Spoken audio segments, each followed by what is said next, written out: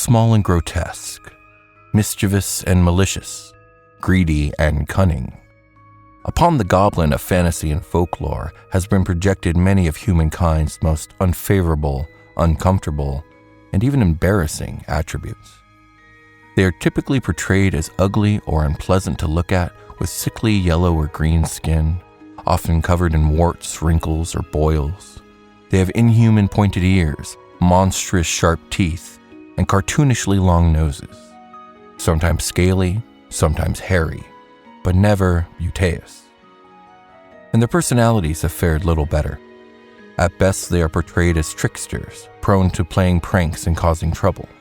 And in many stories, they are depicted as outright malicious beings, capable of, and indeed delighting in, both cruelty and violence. They are frequently depicted as greedy creatures, driven by a base desire for wealth and possessions, and though they are depicted as both cunning and resourceful, it is often only in the worst way possible. Goblins using their dark cunning on clever schemes, spiteful acts, and malicious intents. By all accounts, goblins should have very little appeal, and indeed should have garnered even less affection from us humans, except for the fact that they have. For hundreds of years, the goblin has pervaded our children's stories, our cartoons, our books, comics, movies, and TV shows. Even commercials have utilized the detestable and impish imagery of goblins to sell products. In the modern zeitgeist, the goblin has become nothing short of iconic. From children to the elderly, almost anyone in the Western world can tell you exactly what a goblin is. And like the arguably even more iconic fantasy cryptoid, the dragon, goblins are almost always the villains in their portrayals. Not the menacing, tyrannical, and terror-inducing kind of villains, at least not for the most part, but the annoying, pestiferous, comical, and even sort of pathetic villain, the kind that is more noisome nuisance than overt threat. And perhaps that is why we love them. Who can't help but envy the brazen honesty under which a goblin operates? They have no airs about them, these grisly little creatures who eat and take and play and fight as they wish. Yes, they are gross, ugly, mean, and a little pathetic. But who isn't some of those things at least some of the time? We have even come to invoke their name when referring to ourselves acting in ways that reflect goblin-like behavior, saying we are going goblin mode, ready to dive into a state of raw self-indulgence, throwing social norms to the wind, wearing unflattering clothes, gorging upon junk food, lazing and lounging and doing whatever we want without concerns for appearances or decorum, evoking the mythical goblin's laziness, greed, and comfort-seeking behavior. Maybe it is in goblins that we see ourselves, and in their portrayal that we allow ourselves the freedom to experience goblin mode in public. In Dungeons & Dragons, goblins have, until most recently, been subject to many of the same tropes and treatments as the greater fantasy zeitgeist. They are portrayed as small, black-hearted, selfish humanoids that lair in caves, abandoned mines, despoiled dungeons, and other dismal settings. They crave power and wealth and regularly abuse whatever authority they obtain. Individually weak, goblins gather in large, sometimes overwhelming, numbers to achieve their dastardly goals. And yet, D&D goblins can be so much more. Unlike so many other worlds and tales, the goblins of Dungeons & Dragons have the ability to be self-actualized persons with lives, cultures, and unique characteristics all of their own. And though there is still room for and value in the classic fantasy goblin, here there is lore and depth allowed to the goblin to become so much more than its contemporaries. I am William Stark. I am Omar Timsaw. And this is D&D Legends and Lore.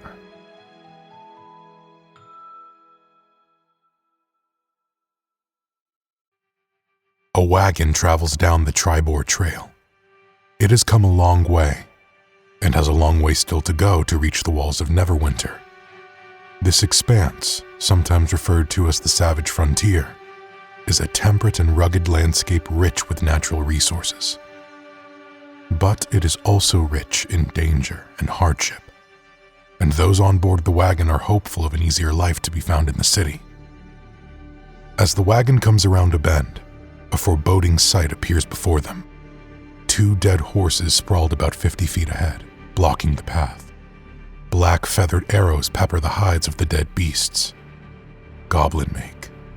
All around, the woods press close to the trail.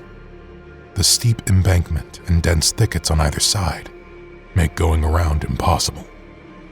And before anyone on board has time to react, they are subject to a goblin attack.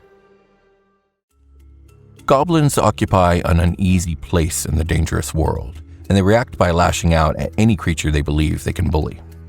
This is not surprising considering that they belong to a family of creatures called Goblinoids, and the larger cousins of this family, hobgoblins and bugbears, are known to bully goblins into submission.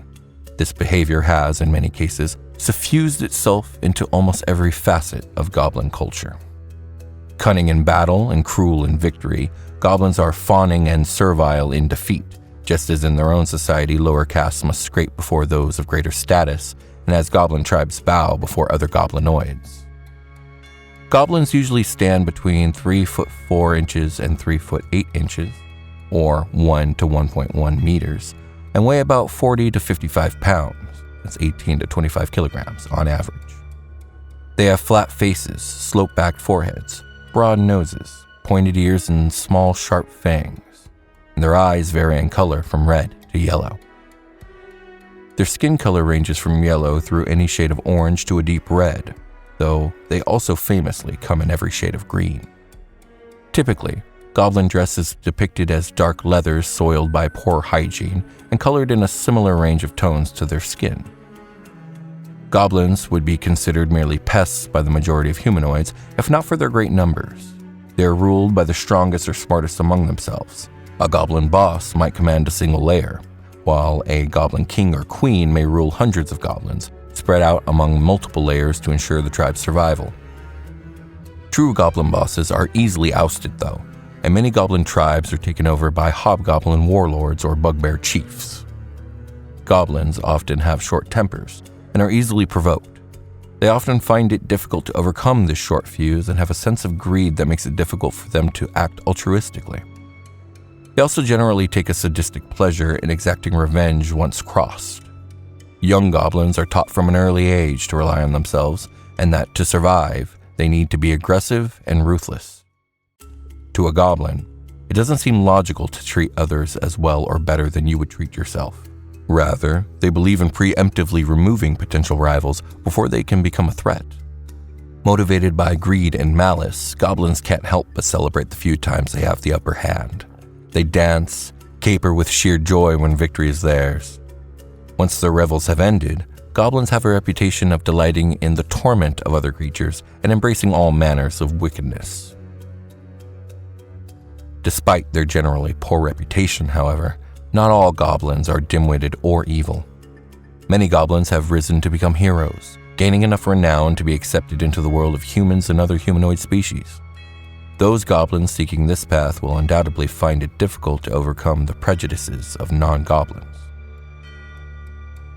The tale of goblinkind, specifically those who dwell on the material plane, is one of tragedy and oppression, and writ in blood. In bygone times, goblins and the other goblinoids were of the Fey, distinct from one another, with separate faiths and different customs. Then came Maglubiyet, and he conquered all who stood before him, mortals and deities alike. Gods and heroes of all goblinoids who wouldn't bend to his will were broken and discarded. He put his foot on the neck of mighty Kagorbayag, bound the will of the intractable Hurgek, and forced sadistic Nomagaya to fall in line. What the goblins, the bugbears, and the hobgoblins were before their gods bowed to Maglubiyet no longer mattered, for they were now first of all followers of Maglubiyet. Maglubiyet, the Mighty One, the Lord of Depths and Darkness, is the greater god of goblinoids. He stiffens the spines of cowardly goblins. He rouses bugbears from their lazy slumber. He sets the thunderous steps of hobgoblin legions. Maglubiyet took 3 distinct races and by force artificed them into one people. Envisioned by most goblins as an 11-foot-tall, battle-scarred goblin with black skin and fire erupting from his eyes, He is worshipped not out of adoration, but out of fear. Goblins believe that when they die in battle, their spirits join the ranks of Maglubiyet's army on the plain of Acheron. This is a privilege that most goblins dread, fearing the Mighty One's eternal tyranny even more than death. On the surface, goblins, bugbears, and hobgoblins are as different as halflings, dwarves, and elves. Each race has its own tendencies, outlook, culture, and gods. But Maglubiyet's hand joins them together, just as he made all their other gods parts within a greater whole. When one kind of Goblinoid encounters another kind, the two groups don't see one another as strangers or foes. Instead, they know that by the fact of their meeting alone, Maglubiyet has commanded them to come together. They know the time has come to form a host.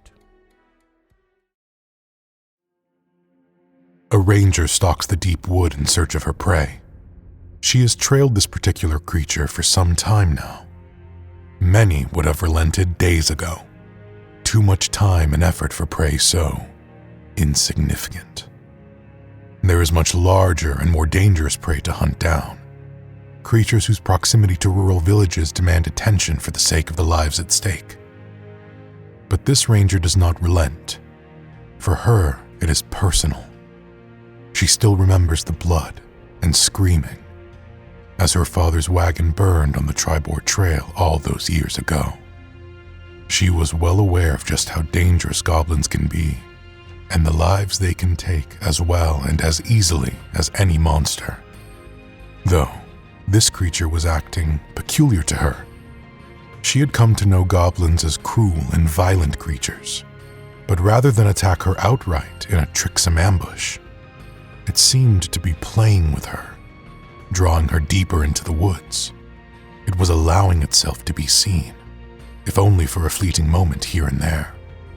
It seemed to delight at her pursuit, cackling with glee as she closed in on it, only for it to disappear without a trace. What was this goblin's aim? Why not flee if it feared her, or attack her when she was most vulnerable if it did not?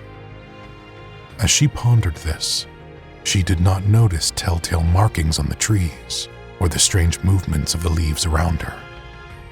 It was not until the sound of cracking twigs brought her out of her contemplation that she realized what she had so foolishly done. Blinded by her frustration, the ranger had stumbled unwittingly into a dryad circle, uninvited, and she was not welcome.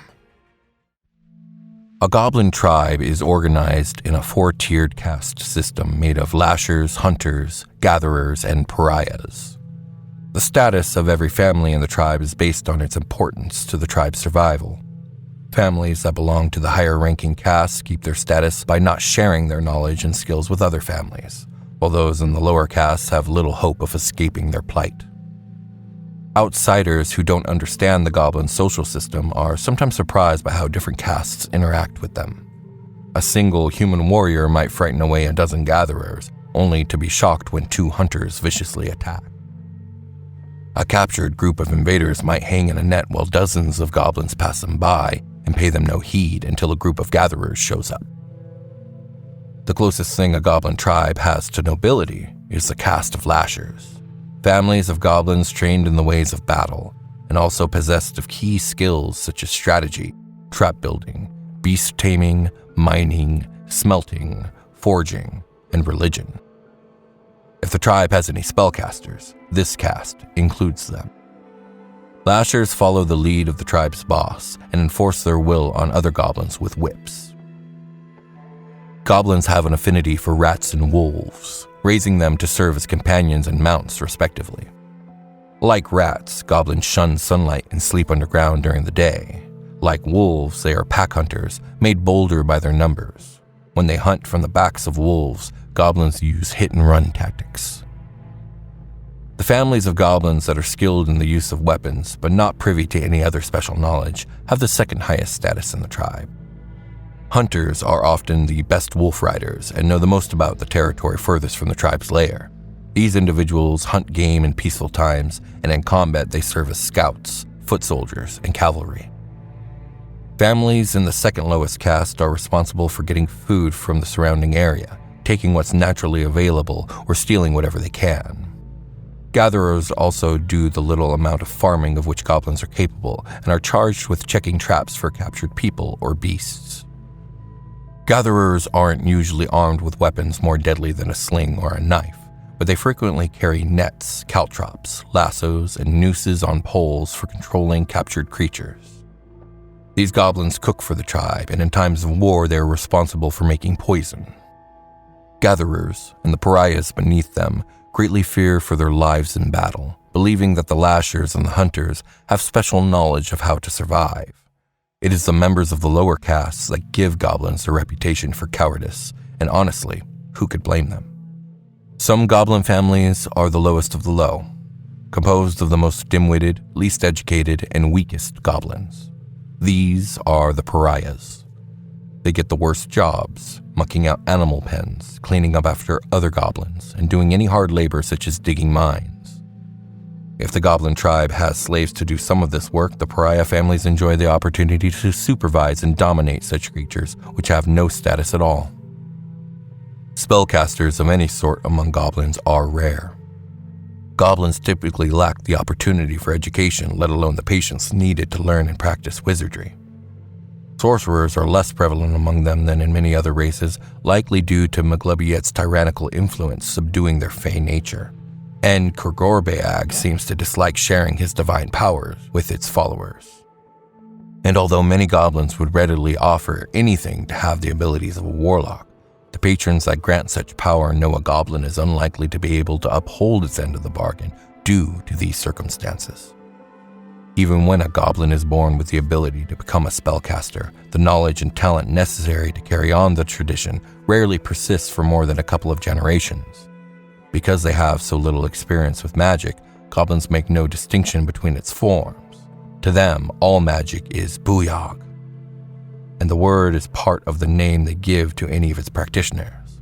A goblin with access to booyog becomes a member of the lashers and can often rise to the role of boss. Tribes of goblins take up residence in shrouded valleys, shadowy forests, and caves and tunnels beneath the surface of the world. Capable miners and crafters, they seek to settle in places where they can get the raw materials to make weapons and armor. Their need for iron and other metals sometimes puts them in conflict with other races, but just as often, goblins get what they need by claiming mines abandoned by other races and scratching away at veins thought to be played out. Goblins seek to trap and enslave any creature they encounter, but they flee from opposition that seems too daunting. For miles around their lairs, they employ pit traps, snares, and nets to catch the unwary. And when their hunting patrols encounter other beings, they always look for ways to capture their foes instead of killing them. Goblins that run up against the fringes of a society first test its defenses by stealing objects. And if these crimes go unpunished, they begin stealing people.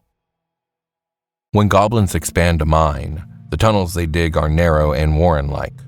Goblins live both within these tunnels and on the surface around the outside of the area. They guard the territory around the mine for miles, sending out patrols of hunters equipped with war horns and using wolves as watchdogs to alert them to intruders. Goblins festoon their lairs with alarms designed to signal the arrival of intruders. Those lairs are also riddled with narrow tunnels and bolt holes that human-sized creatures cannot navigate, but which goblins can crawl through with ease, allowing them to flee or to circle around and surprise their enemies. The territory around a goblin lair has several hallmarks, most of which aren't readily apparent. Packs of wolves allied with the goblins serve as effective perimeter guards without giving away the fact that a tribe of goblins lives nearby. Hunters take up guard posts in tall trees and atop high rocky outcrops from where they can view the terrain while staying unseen. Any obvious path through the territory, a valley, a clear trail, or a river, might be turned into an ambush point where a force of goblins can capture intruders. Such places might also be set with net traps, snare traps, or hidden pit traps that gatherers regularly check for new slaves. The area also includes burial grounds for each caste, always placed far from the lair. Anyone who is skilled or fortunate enough to pass through the territory of a goblin tribe without being detected is likely to come upon some telltale signs of habitation, complete with goblins at work and other goblins standing guard over them. If the lair was built around a mine, the tribe's smelting furnace and forge will be in the vicinity. A lair inside a forest likely has piles of cut lumber and suitable tools nearby. In appropriate terrain, the goblins might set aside some land for simple farming, raising mushrooms and gourds. If the lair doesn't have enough space underground for everyone, gatherers and pariahs are housed in huts on the surface near the areas where they work. The ideal place for a goblin lair is an abandoned mine that features 2 or 3 large chambers and a few smaller ones with tunnels connecting them. In such a place, the tribe can protect its most valuable assets while providing a modicum of comfort. Most lairs have only a single entrance, but the goblins might build a number of escape tunnels that emerge far from the location. Close inside the entrance, if a suitable area exists, the goblins set up a den for their wolves. The animals come and go as they please unless the goblins have use for them. Any tunnel in the lair, whether dug by goblins or not, is likely to be trapped, typically in a way that not only injures the enemy but also collapses the passage. Open spaces inside a lair are useful for a number of reasons, and the goblins will hollow out chambers for their use if need be. Slaves and tamed monsters are best kept in large areas with limited access, making them easier to guard. The tribe's boss lays claim to a space that's treated as a throne room of sorts. The lashers and hunters of a tribe occupy other caverns and chambers, enjoying the comfort and safety of underground living as a reward for their status and their value to the group. The dryads loomed over her. She had done what she could to fend them off, and had even managed to slay 2 of the creatures. But now she was both wounded and exhausted, with no avenue for escape. She had let the goblin she had been hunting lure her to her death, and this was where her story would come to its end.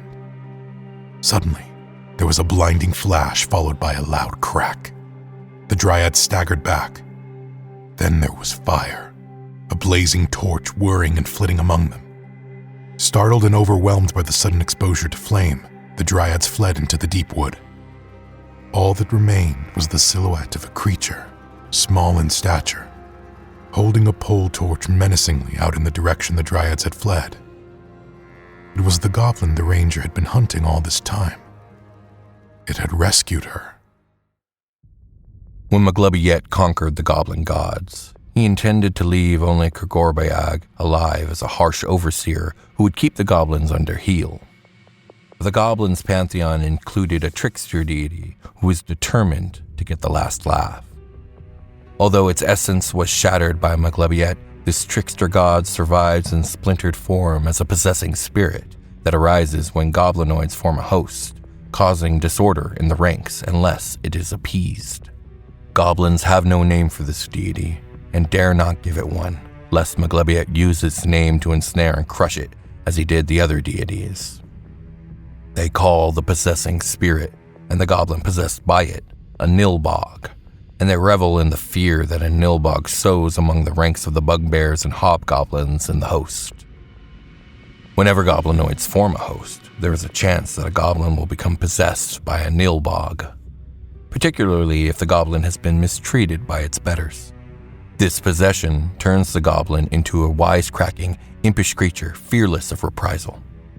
It gives the goblin strange powers that drive others to do the opposite of what they desire.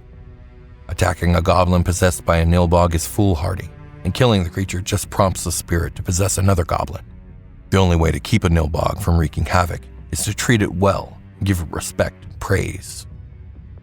Even though goblins dwell at the bottom of the hierarchy in a goblinoid host, the threat of a Nilbog appearing in their ranks keeps the bugbears and hobgoblins from inflicting too much cruelty upon their lessers.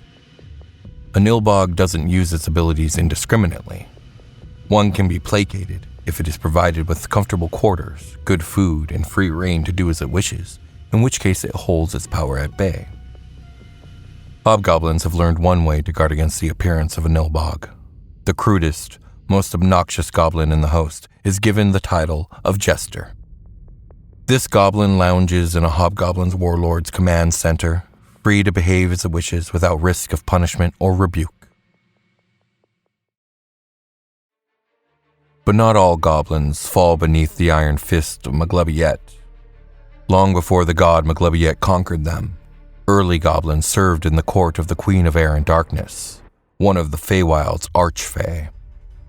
Goblins thrived in her dangerous domain thanks to a special boon from her, a supernatural knack for finding the weak spots in foes larger than themselves, and for getting out of trouble. Goblins brought this fey boon with them to worlds across the material plane, even if they don't remember the fey realm they inhabited before Maglubiyet's rise. Many goblins still dwell in the Feywild, where their cultures take on even stranger forms. Goblins in the Feywild dominate sentient plants and fey beasts, and they harness the magical energy of the fey realm. Hobgoblins might cruise through forests on floating crystals, hunting with pet will-o-wisps. These desperate tribes often battle one another just as readily as they do other races, but strong leaders can bring them together. Goblins that have remained in the Feywild are the Feywild embodiments of recklessness and ruin. They delight in wreckage. The louder, the more energetic, and the more convoluted, the better. Goblin raids are often as much opportunities to enjoy setting fires and tormenting livestock as they are parts of a more disruptive plot. Fey goblins obey those who accomplish the wildest plans. Such leaders might be goblin raid masterminds, bombastic magic users, or those capable of making the loudest noises. Hobgoblins and forceful humanoids might also command ornery groups of goblins, directing their destructiveness towards banditry, sabotage, or war. And now many goblins pursue their own destinies, escaping the plots of both archfey and gods. The goblin had saved her. It had done more than that. She had mended the ranger's wounds. She had chided her for her foolishness. She stood guard over the ranger's sleep and given her safe directions back to the nearest village. On her way back through the deep wood, the ranger reflected on her former prey's behavior.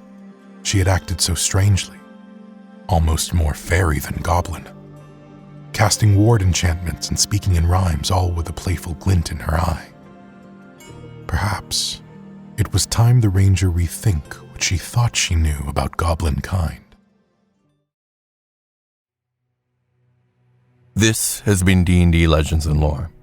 Thank you for watching and listening. If you enjoyed this episode, please remember to like, comment, and subscribe. And if you haven't yet, please consider leaving us an Apple Podcast review. A review on Apple Podcasts really helps in the discovery of this show. You can also support us on Patreon or YouTube memberships if you're interested in third-party homebrew D&D content and early ad-free episodes. It also helps us keep the lights on here at D&D Legends and Lore. I'd also like to say a thank you to our new video editor, Sean Alexander, who has been doing a spectacular job. And with that being said, happy adventuring, and we'll see you next time here on D&D Legends and Lore.